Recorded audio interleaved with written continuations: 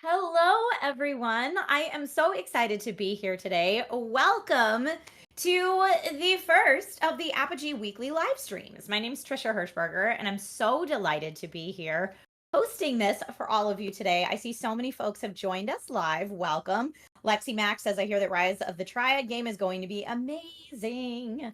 And yeah, we'll be taking a look at some of that gameplay today to confirm that. But welcome, everyone. For those of you who don't know me, my name's Trisha Hirschberger. I normally do tech and video game and fandom culture hosting in all corners of the internet and even occasionally on TV. But like I said, I'm super thrilled to be here for the Apogee weekly live stream. So thank you for welcoming me into your community.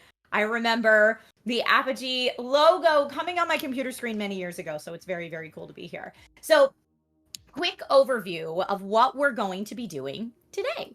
Today, we will be taking a look at Rise of the Triad Ludicrous Edition gameplay, and as I believe Apogee has mentioned in chat, there will be some giveaways. We'll also have an interview with Mark Dochtermann, original lead coder for 1994's Rise of the Triad.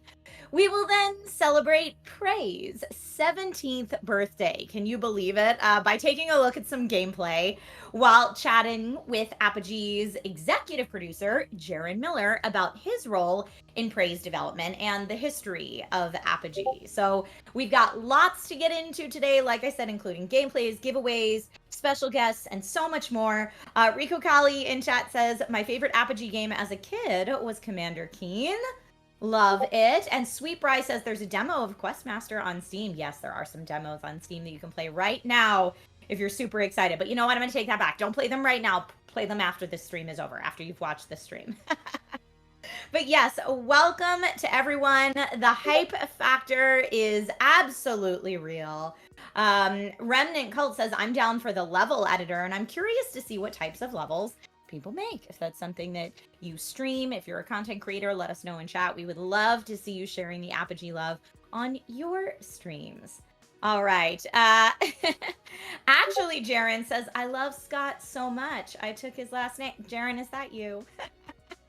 All right. Well, welcome, everybody. Like I said, we have a lot to jump into today. So without any further ado, let's go ahead and take a look at the Rise of the Triad Ludicrous Edition demo launching 7/31 on Steam. All right, welcome back, everybody. Hopefully, you will be able to hear this next portion. We're taking a look right now. I know some of you have had the chance to play Rise of the Triad Ludicrous Edition, the demo that's out now on Steam. The game itself will fully launch later this month, at the end of this month. Hi. All right, here we go, says Remnant Cult. Okay, perfect. I love the logo. I love seeing the logo. It's so fun. And just makes me so happy in my heart. SSI says, I love Apogee and Scott Miller. You know what? Then you are in the right place. You are in the right place. So when you load up the demo, you will see the cards here in the beginning. Now, if you want to, you can skip through like we have here. And yeah, choose, who does everyone love to play as? Do you have a preference? I like that Lorelai's so fast. But I think I just... Hi, Curvo, how are you? So we'll see. I think we're doing a standard play right now. Yeah, Lorelai is fast and very squishy. So if anybody has any pro strats when you play Rise of the Triad, or if you remember playing the original back in '94, or if you've been playing the demo now, let us know. Let us know how you feel about Ludicrous Edition. Go Gamer says, I love seeing the logo too. Yes. And Odin the Wanderer says the logo and music alongside with it is quite a lovely jam. Now I have to say the gameplay we're looking at right now it is pretty skilled. I didn't see, did anyone catch what difficulty we're looking at the moment? Popping up top so they don't get the drop on you. Very smart. Very smart. I love those jump pads too. Just, it feels so satisfying in the moment. Lexi Max says you can also change the HUD and crosshair in the settings if you prefer. And Tank says, never guards trying to surrender. That's my old school tip. That is a great tip. I will tell you, when they do try to surrender, I feel really bad. I know I shouldn't, but I always do. I always feel just a little bit, a little guilty, you know? Pura, thank you for the feedback on the stream. That is super, super helpful. And thank you to everyone that's been giving us some feedback. This is our first of these weekly live streams. And so we've got a team of folks that are working behind the scenes to try to iron out any wrinkles we might have week to week. So thank you for your feedback, like I said. We appreciate that. SSI says, back in the day, my friend came over to play Do 3D, and I went to his house to play Rise of the Triad. Nice. Odin says that.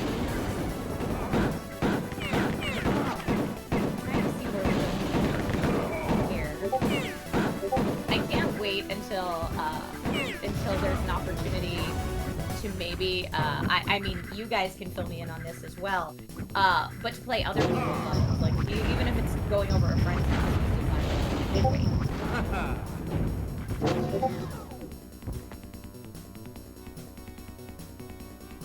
Let's see.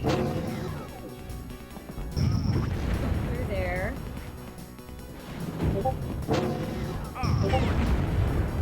Now that's a strategy. I'm watching the strategy right now, and I apologize if my reactions are just slightly delayed to what you're seeing in terms of the gameplay. However, the strategy of opening the door, backing up, and then shooting and letting it close to kind of, you know, protect yourself to have that defensive angle.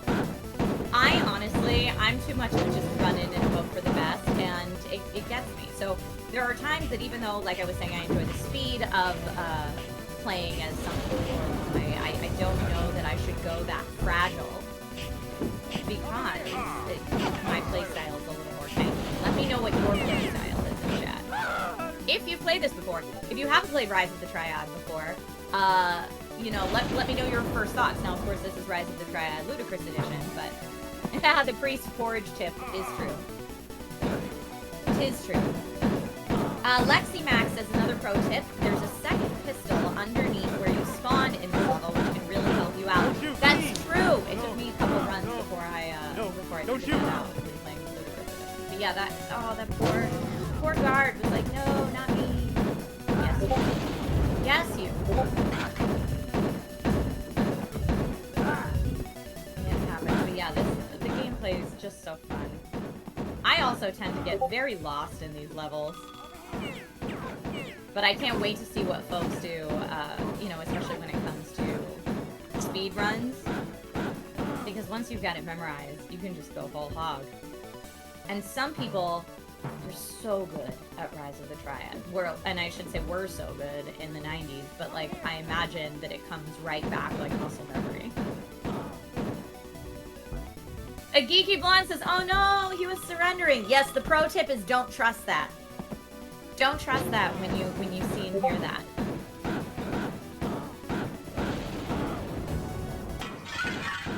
Yeah, Tank Shade X says in chat, again, don't trust the guards that are like, don't shoot. They'll try and pull a fast one on you and pull out another gun. Go Gamer says, do you like speedruns? I personally do. I like speedruns. I think that it's really interesting to see what so much practice into one title can do for people, and some of the things that players can do with certain titles is just mind-boggling. Like if you've ever seen speed runs of platformers like Celeste, Super Meat Boy, that kind of thing, to me they're just mind-blowing. I'm always in awe. So yeah, I'm a big fan of speed runs when I get to see them. In fact, I think the last time I finished a stream on my channel, we rated Games Done Quick because it's good.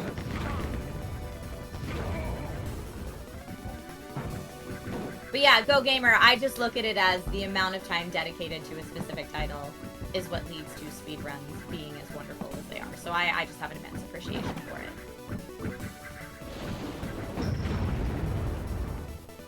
Oh, there he is. Nice! Nice!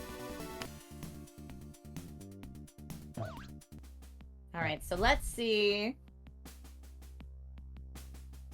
Ooh. Gonna go with Extreme, Rise of the Triad, maybe. Maybe Dark War. Who are we picking today? Ian Paul Freely. They call me the cleaner difficulty level? Oh, no. Okay, I think I left the stove on. We were getting punked there. I thought for a second we'd be going super, super hard, but alas. Now, there's certain games. Odin says speedrunners or something else. There's certain games that I don't necessarily feel that speedrunning is the best way to enjoy the game, necessarily. Games that are heavily based in lore or narration and voice acting, you know, for speedrunning, you're skipping through all of that. So I wouldn't say that's the only way to experience a game. But especially when you know a title super well, speedrunning can be really just a joy to watch. Hank says, I like taking my time with games myself. Oh, I do as well. I need to collect all of the shinies in every game. Grind out all the side quests, if you will. And I like to pick up every little piece of lore when I can. But sometimes you just want straight action, and that's what a game like Rise of the Triad Ludicrous Edition is perfect for. Quake Doom Nukem. Hi, Primos. Quake Doom Nukem says, I think my first experience with Rise of the Triad was the fan-made Doom Engine sequel made by the guys behind Evil. I'm looking forward to this release because of the fact there have been 2 solid ports until this Kex Remaster, and I just can't play these old FPS games with keyboard. No? Odin says, what kind of genres do you like, Trisha? I span so many genres. The only games that I personally will not choose to stream unless chat asks me to stream them are hardcore in-depth sports games and uber realistic war simulators. I tend to stay away from them. But pretty much everything else I will play. I don't play a lot of racing games either. I usually will check out a racing game when it first drops, more as like a tech demo to see how hard I can push my PC limits. But it's not something I'll choose to continue going back to. But almost everything else I will play. LexiMax gives us a great pro tip. If you get lost, you can press tab to look at a map of where you've been. Gotta love that. I mean, I was playing Rise of the Triad Ludicrous Edition, the demo, yesterday. And I kept getting lost, and LexiMax, that would have been a great tip to have yesterday. Sweet Bye says Trish is all about the loot. That's very true. That is very true.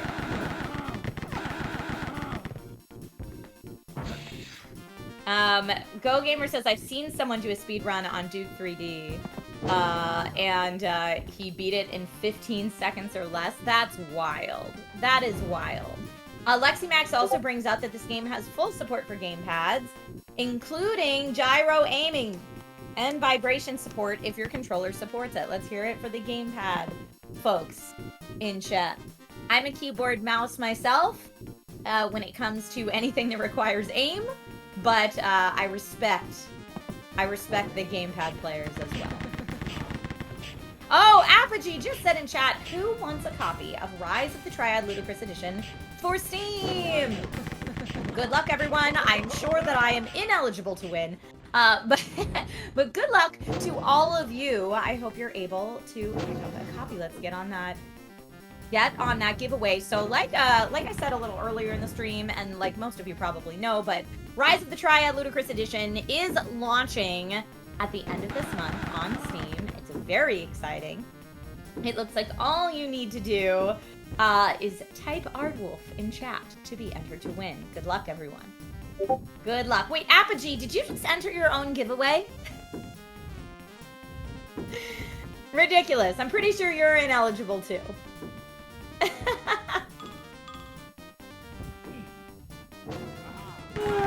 Amazing. Amazing. Alright, just cleaning house on this level right now.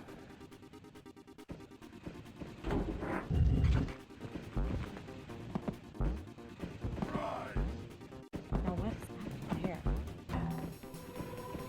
Good luck, everyone. And... oh, I love it. Ludicrous Edition, I feel like, was the perfect addition to Rise of the Triad's title for this version. This is amazing.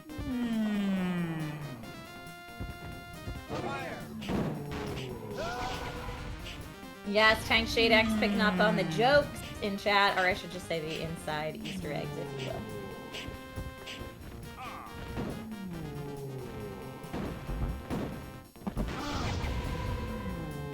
Lexi Max gives us some insight. The moaning you hear during God mode is based on the sounds that John Romero of Doom and Commander Keen fame made while playing Deathmatch in The Office. I love it. I love it.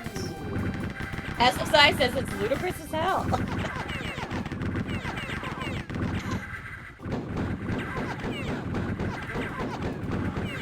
All right, switching things up here.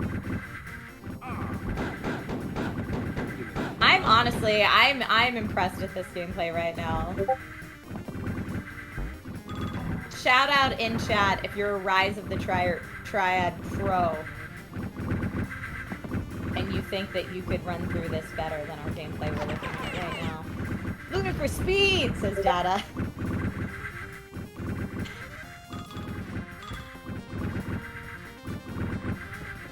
And Tank Shade X gives a little history, and we'll talk about this little tidbit, I think a little later in the stream, but you said this was supposed to be a sequel to Wolfenstein 3D before becoming its own game. I love the history. Like I said, we're going to go into some Apogee history today, too, when our special guests are here.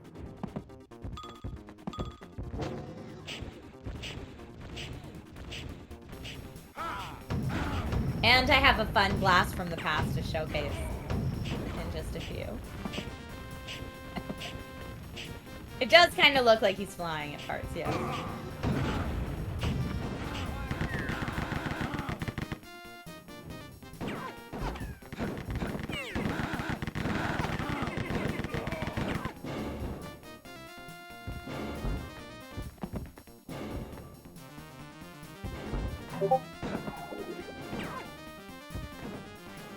All right.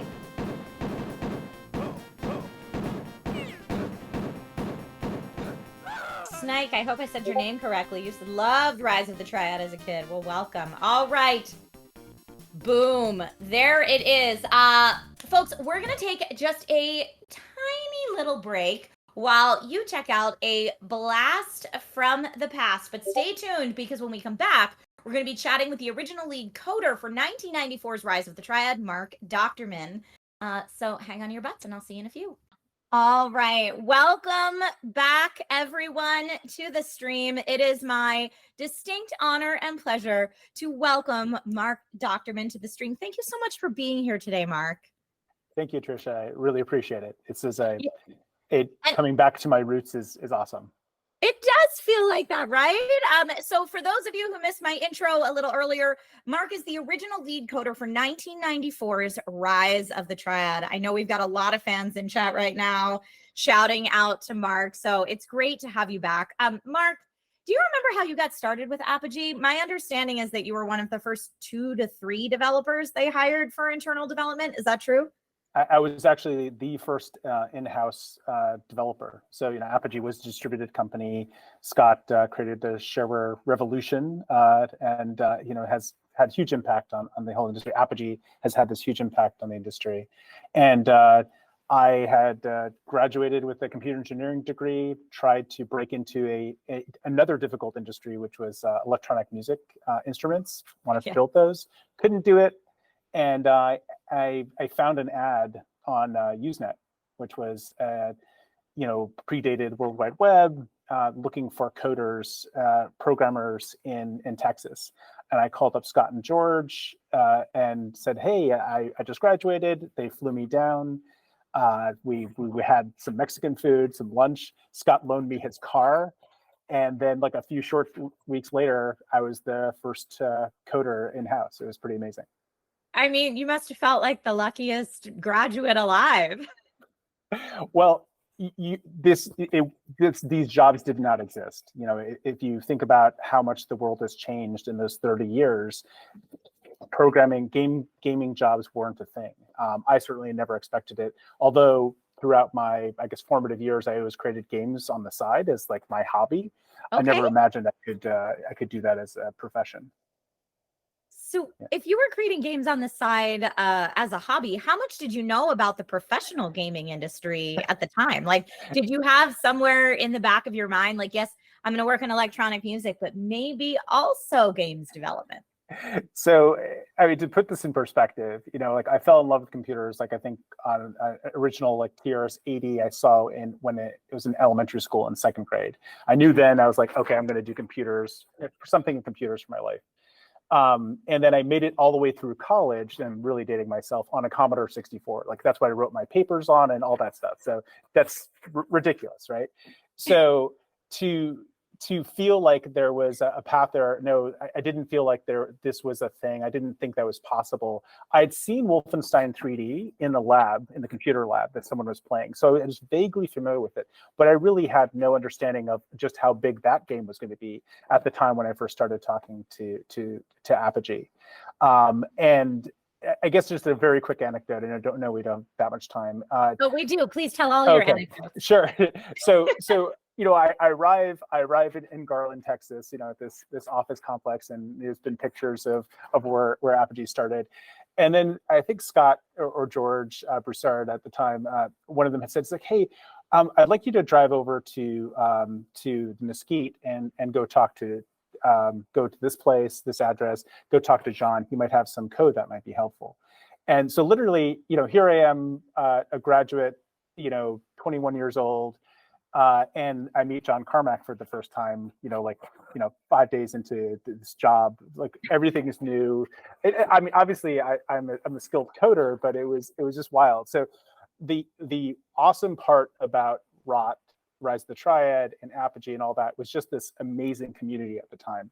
I mean, myself, as well as future teams, especially the Prey team, we hung out at id Software every week, without fail. We traded code snippets. We talked about, design. It was just such a great community of game developers. And I think that's what really shines through when you look at Rise of the Triad. It was very much like a team effort. It was a labor of love. It wasn't necessarily the most coherent game ever created, and a lot of that has to do with Tom and the rest of us and just having fun building it. But so much went into it from so many places. So, from meeting John for the first time and developing a relationship there, him freely giving little code snippets and things that would help us on our journey, just made the experience that much better. That's absolutely awesome. You can tell those little, community anecdotes anytime you want, because it's so wonderful to hear from now and for the fans. So your first game was Rise of the Triad. Can you give us a little insight into what role you played and what some of your key contributions were?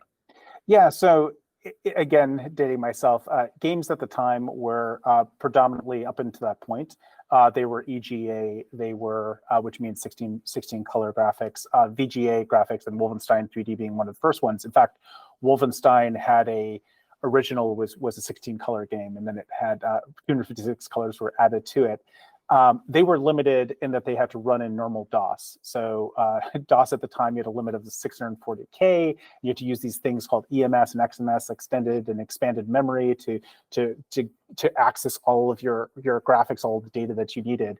And a thing that was just emerging at the time was something called 32-bit and protected mode. So my first job in taking this on was to take Wolfenstein, which was a 16-bit game built for this original version of DOS, and rewrite it or port it to be a 32-bit game. And that was my primary responsibility. So I wrote the renderer.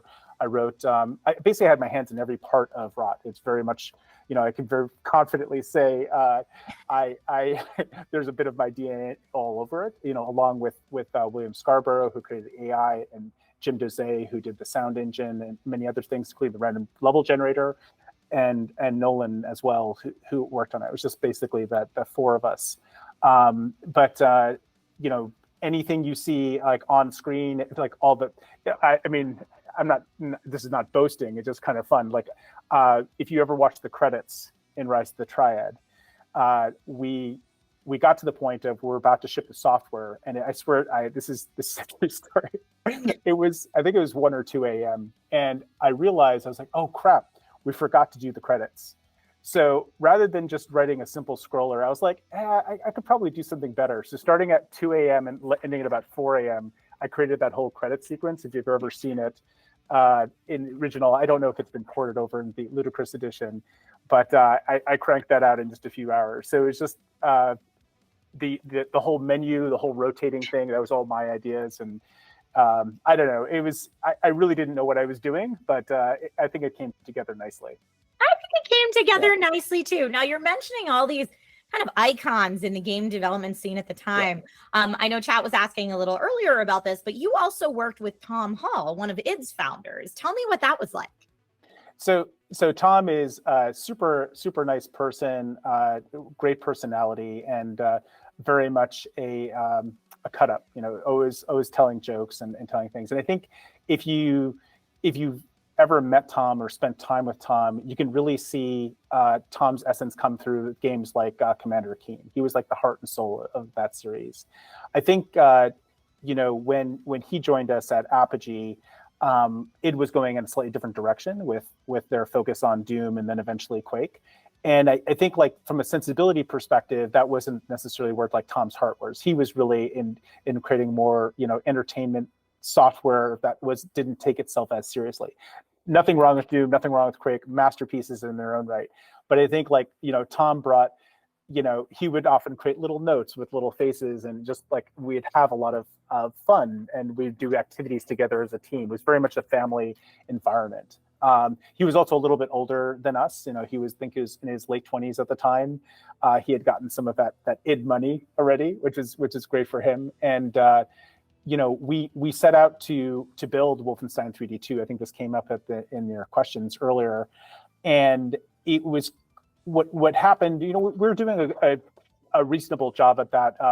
We did a particular innovative thing with Rise of the Triad that may not be talked about as much, but originally, if you look at the work of Kevin Cloud and Adrian Carmack, the original artists on Wolfenstein and Doom, for that matter, they built all of the sprites, all of the artwork, all the walls and all those things inside of Deluxe Paint, which is built by Electronic Arts. It was the original like painting program that everyone used for 16 color and 256 color. And it was very much a hand-drawn style. So all the enemies in Wolfenstein had this somewhat cartoonish look. They looked slightly realistic. With Rise of the Triad, with Wolfenstein 3D2, we wanted to go a slightly different direction. So we said, well, we're going to digitize. We're going to start with this process. I'm sorry, I'm going on this tangent, but it's interesting. I told you all tangents welcome. This is great. So I built a human-sized turntable out of plywood and casters. And the key at that time is that these weren't full 3D engines. We had to use sprites, which were graphics that were often transparent, that always faced the camera. And the way we would simulate having a three-dimensional character is we would capture either 8 different drawings or 16 different drawings, depending on the object, of the rotation of that object. And then we'd show the appropriate rotation based on the orientation of the object in the scene and the camera. So this made them look three-dimensional. When you're hand drawing them, that was painstakingly, you had to draw each rotation. With this, we went down to the Army Surplus store. We convinced them to loan us various uniforms from World War II, which is just ridiculous that they allowed us to use, including prop guns and all these other things. We went back to Apogee Studio. We got everyone dressed into period gear, and all the people you battle in Rise of the Triad are, you know, basically the office, the teams from the office. So tech support, the development team, wives, girlfriends, you know, friends, husbands. It was truly awesome. And then we would place those persons on this human turntable, and then rotate the turntable 45 degrees at a time to capture different frames. Then we recorded all that on video, digitized that video, and did a palette matching, color matching with that, and then brought that into the game. So we brought these realistic characters into the game. Going back to my tangent from Tom, this is the game we were building. And then what happened, I think, is id really saw that they were kind of accelerating in this other direction, and that their future was going to be in Doom. And then Doom was close to the Shareware release, and they were looking at even things beyond that. And they didn't really want to build Wolfenstein 3D 2 anymore. It didn't make sense for their business at the time. Mm-hmm. So they could have just canceled it and kind of left us in a hitch with us having already captured a lot of this content and built a game. Instead, they graciously said to Apogee, hey, why don't you continue to do what you're doing? You're free to use anything you've already done and go in your own direction. And that's how Rise of the Triad was born. So we had this idea of the Triad, of this, it always has to be Nazis, it always has to be this struggle against a bad organization. But then it kind of took the limits off of what we could do. And when I say that, it's like we didn't have to stay in the Wolfenstein universe anymore. I would say Tom and the rest of us went a little nuts. We really tried to then embark on making Rise of the Triad, the best game it could be, given the limitations of the technology at the time. We already saw like sector-based engines like Doom, and then eventually like Duke and other things coming on the horizon. So we really wanted to put everything we could in it. And I think we set a lot of firsts in that game. Just to share a few, like violence in the media, it's always an important topic. I don't want to make light of that.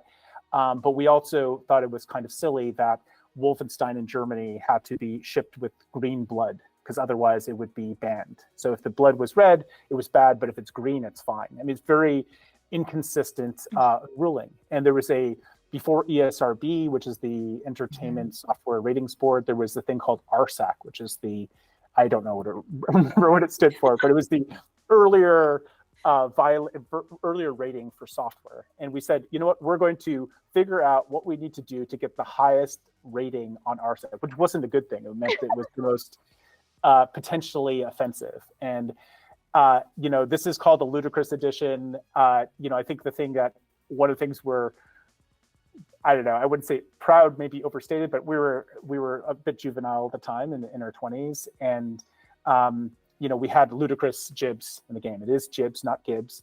And, the eyeball coming down the screen, the amount of, I'm very proud of what we were able to do with the, rocket explosions, just obliterating people. It's quite beautiful in a manner of speaking. And that's what gave us like that highest level rating. And I think we were the first game at the time to ever receive that. I'll stop there because I don't want to continue with that.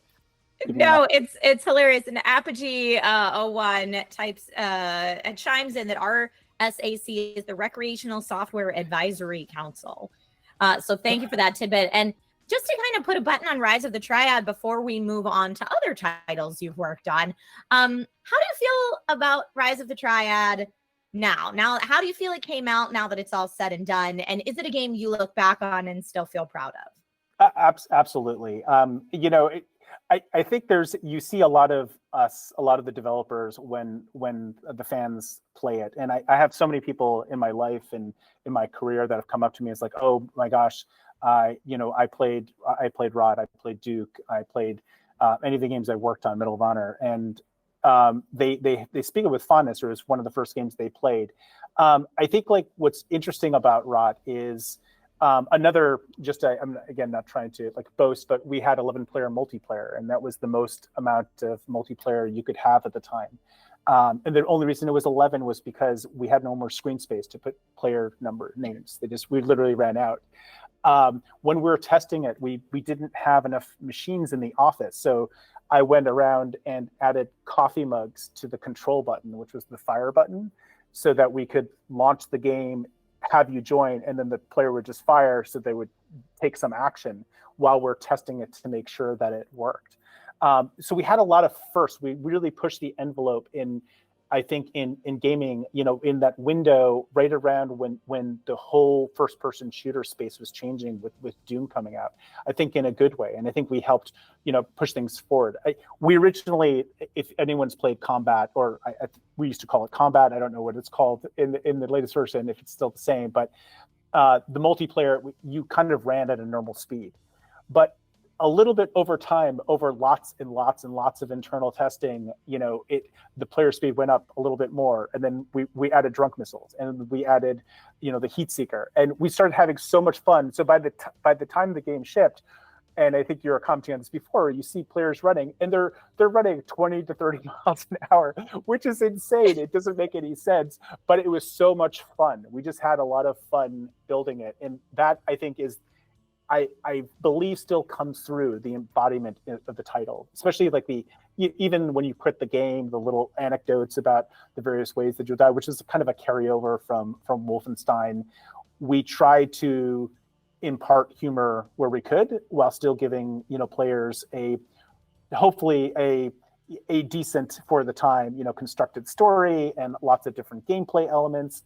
I think we had more features in that game probably than any other game I worked on since, just because it was such a we had the opportunity to do so we took it.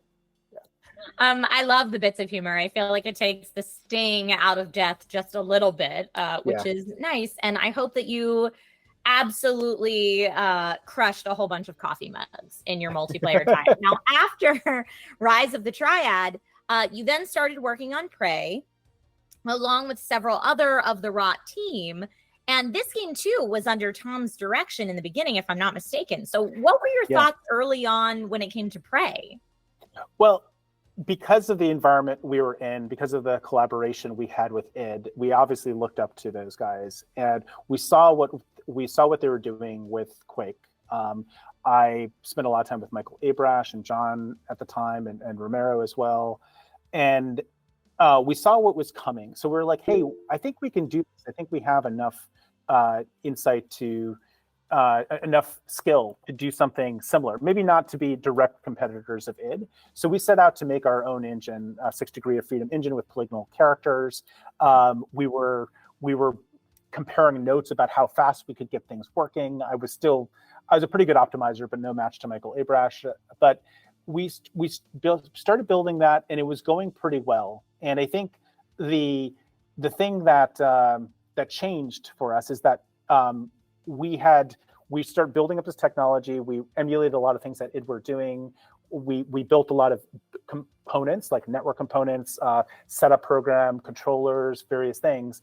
And Duke was getting pretty far along, but Duke was missing some key elements. So one of the things I did is I took all of the underlying technology from Prey, and people don't really know this, but a lot of the pieces we built, we actually moved over and put into Duke, so that Duke would come out strong, would have a decent setup program, that would have network code that was stable and battle tested, because we had taken all the stuff that we'd built from Rot, refactored it, redid it, and then we're able to make that available for Duke. So really, like, Prey's birth, if you will, kind of starts with the shipping of Duke, of making sure that title went out strong. And then we're able to kind of go back and continue focusing on Prey. And I think the thing that changed for us with Prey is, like, I always remember this, what ultimately led me to leave Apogee 3 realms at a time, was that we were making some pretty big decisions from a story perspective, from a technology perspective, about where the game was going to go. We always had this idea of, like, trying to, in retrospect, maybe not the most respectful, but trying to create something that was somewhat respectful to indigenous peoples with Talon Brave. We wanted to play into that mythology and then combine it with alien abduction and so forth. So we always had the idea of doing playing into the ability of 6 Degree Freedom engines and portals and all these things. So we never deterred. So it's really wonderful to see the incarnations of Prey, maybe except for the last one, which just bears its name, kind of continuing a lot of those elements, along the way. But what I was going to say, with the release of Duke and the takeoff of how much, Duke and then Shadow Warrior was coming along and other things in 3D Realms was very clear to me as I guess at this point now, getting close to 23, 24 years old, I realized that while Apogee and 3D Realms were fantastic companies, and I always have fond memories of working with those folks, it was very difficult. It's very difficult for an entity like that to grow easily from having a hit title, and then from being able to do it multiple times and being able to work on work on more than one thing at a time. And George actually made this comment to me, was I asked him a question about like, hey, we're doing something with the story, with the game, and he made a kind of an offhand remark, which basically like, hey, I trust you, do what you want, but I'll probably come in and redesign it in the last 6 months anyway. Oh. And it wasn't like he didn't mean it maliciously. He meant it like, hey, I'm focused on this right now. I'm going to focus on that later. And I realized with the scope of what we were building, I already started seeing how like game production was changing. It is still pretty early on, that we couldn't make those kind of choices late without really jeopardizing the ability to ship things on time. And I was like, I don't want to continue down that path. Like, I want to know that, that our organization was able to support it. And that really flipped a bit in my head. It was saying, okay, I think my future lies elsewhere. I think I'm, going to start figuring out what to do next. And that's what, allowed me to leave, or not allowed me to, but it was kind of the impetus to leave to start Ritual Entertainment. Well, thank you so much, Mark, for that, for the anecdotes, for the insight back to your time with Apogee. I feel like we've had a little bit of a time machine today, and certainly a huge nostalgia hit. So thank you so much for all of that. Thank you for all of your work with Apogee. I wish we had more time to chat a little longer, but I know you're a very busy and successful human, and we want to leave you to the rest of your day. So thank you again, Mark, for joining us. This has been awesome. Thank you, Trish. Thank you so much. Thank you, everyone. And for those of you who are still with us, don't go anywhere, because soon we'll be chatting with Jeron Moore, Apogee executive producer, to discuss some more Apogee history. And with that, let's take a deeper look at Prey, launched 17 years ago today.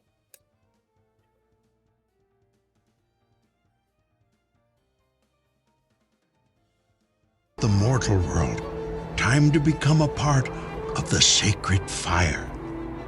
You cannot turn your back on your heritage any longer. It will give you strength. Talon will guide you. He will become your eyes and ears.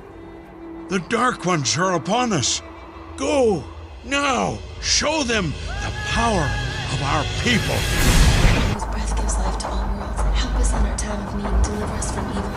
Uniqua, whose breath gives life to all worlds, help us in our time of need, deliver us from evil. Uniqua, whose breath gives life to all worlds, help us in our time of need.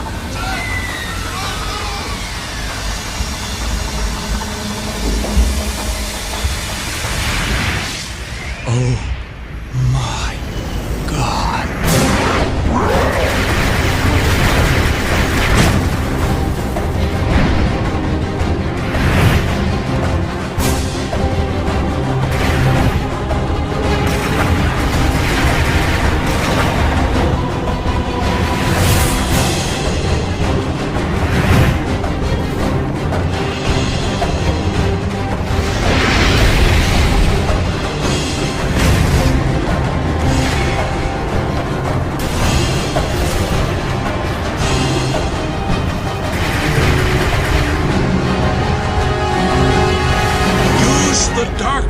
Weapons against them. I'm not ready.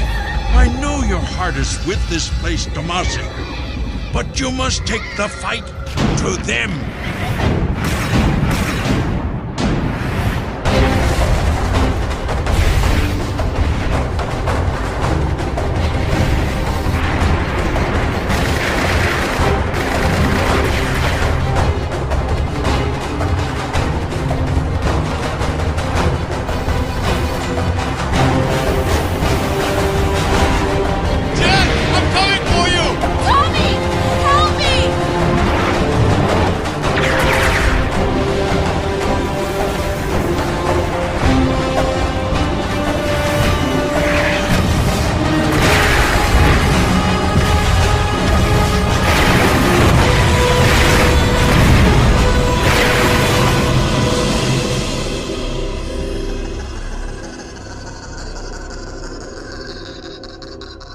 Do you really think you could have come this far on your own?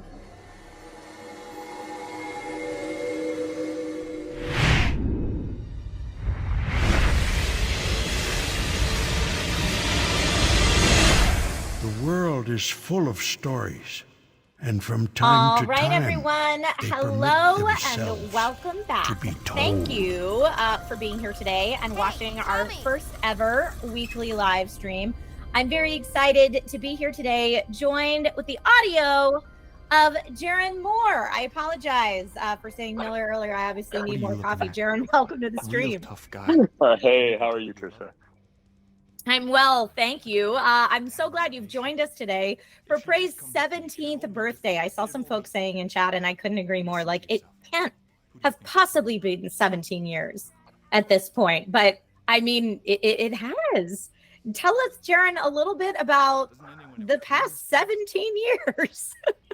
Oh my God. Well, obviously a lot's happened. I'm sitting here watching the stream with you, and this is just bringing back all kinds of memories. I came into development on Prey pretty late. There was, I kind of shoehorned myself in and coerced Scott into letting me do a trailer for the game.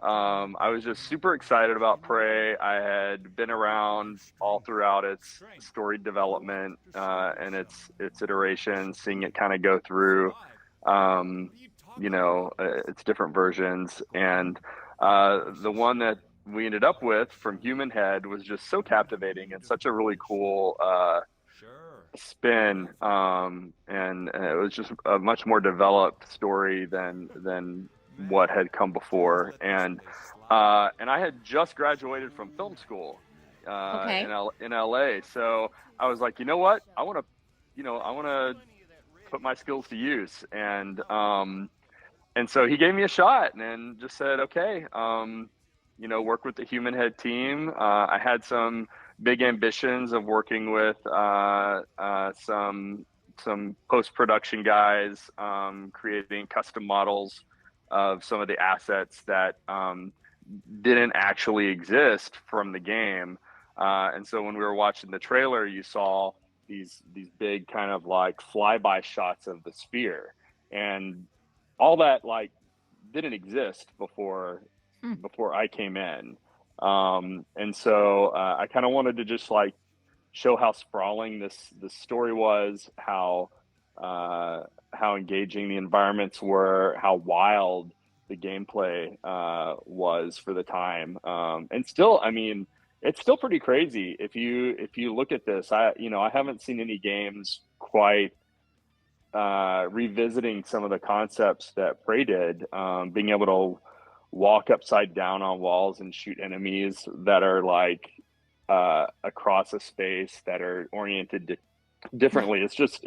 It's really cool, and it presented a lot of really interesting puzzle opportunities and combat situations. So there was that, and I had a very tight, still do, but had a very tight relationship with a working relationship with Jeremy Soule at the time, who had just finished doing the music for The Elder Scrolls Oblivion.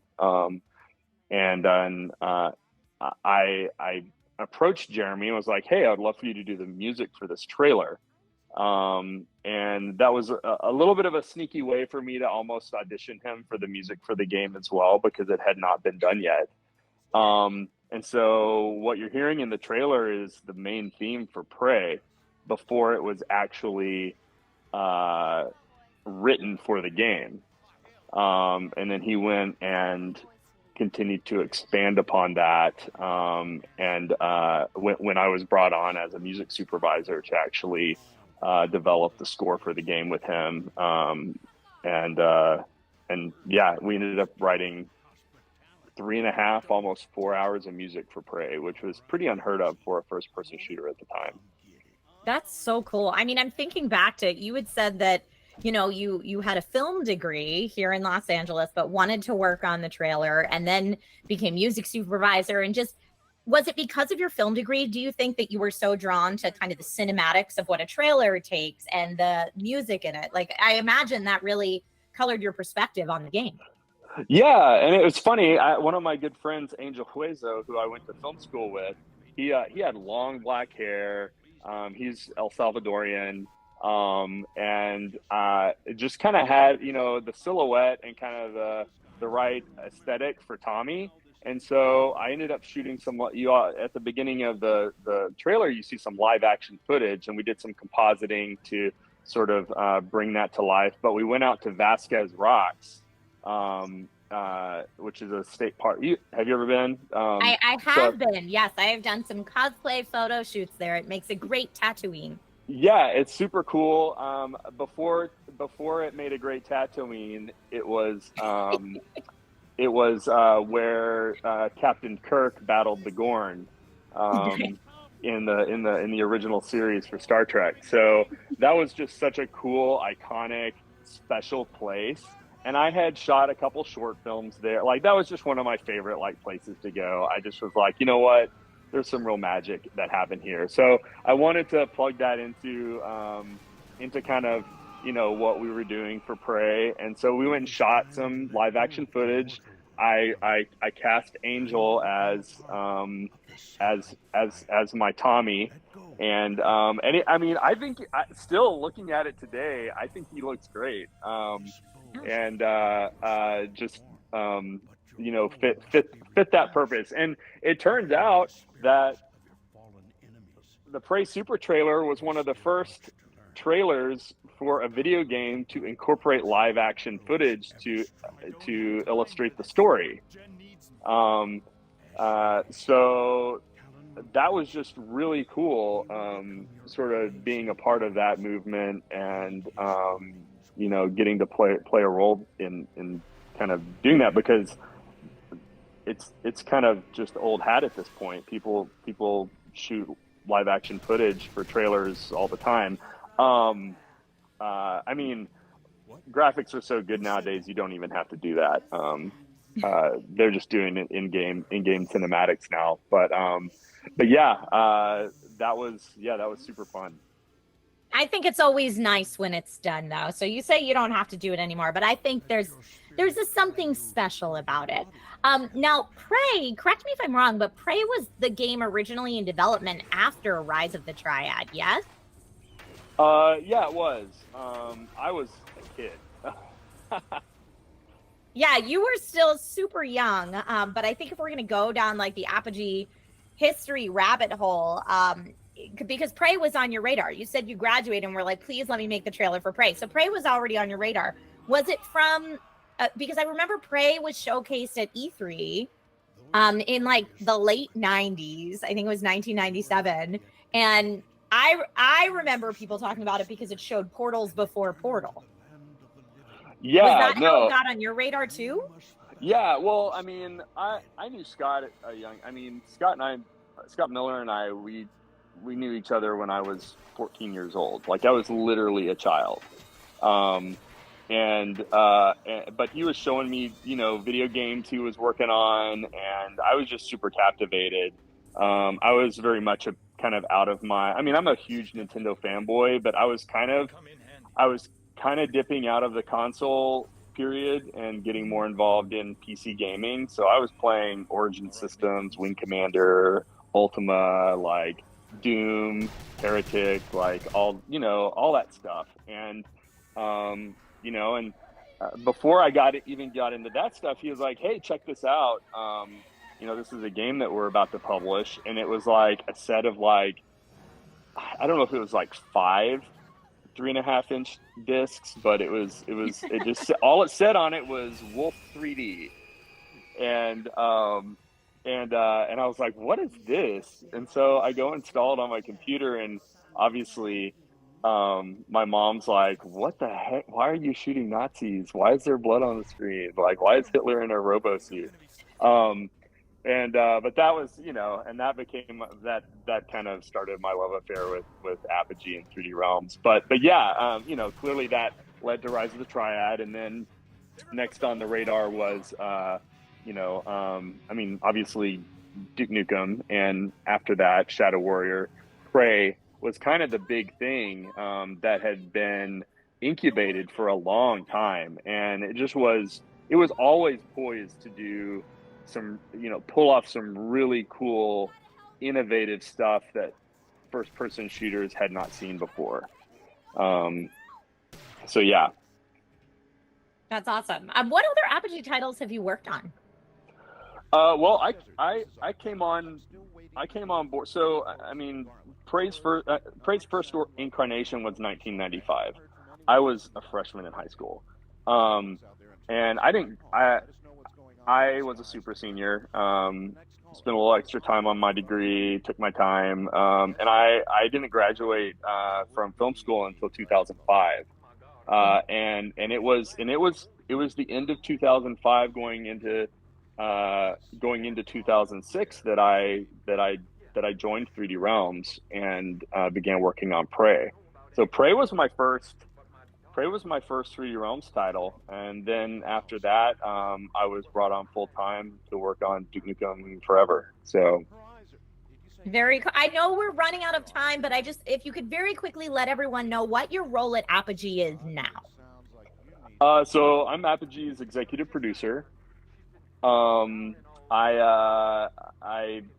rebooted Apogee, it was our CEO Terry Nagy, our founder Scott Miller, myself, our vice president Stephen Blackburn.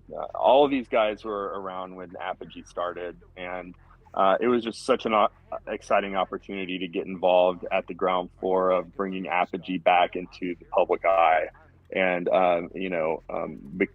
bringing cool, innovative, fun indie development, just that Apogee magic that Apogee's always brought to its titles back to audiences and gamers. And so I'm overseeing like all the trailers. I'm overseeing all the music production supervision for our games. A lot of the creative direction there, art direction on our titles. So if you see key art for any of our games, posters, anything illustrative, I've probably had some hand in doing that. Voice acting, directing, sound effects direction. I get involved in some game development in terms of mechanics and just idea brainstorming. So I kind of all over the place, and I manage our producers and our social media presence and a lot of that stuff. So I'm a little all over the place. Yes, you are one busy guy. Well, thank you for sharing time today with us, Jeron. This has been absolutely amazing. I hope we'll have you back as a guest on one of our future live streams, since we'll be doing this weekly. So, folks, that is all the time we have for this week's live stream. But thank you all so much for joining us. Again, a huge shout out and thank you to Jeron Moore. Thank you for being here today. Do you have any final words to leave us with before I close out the stream?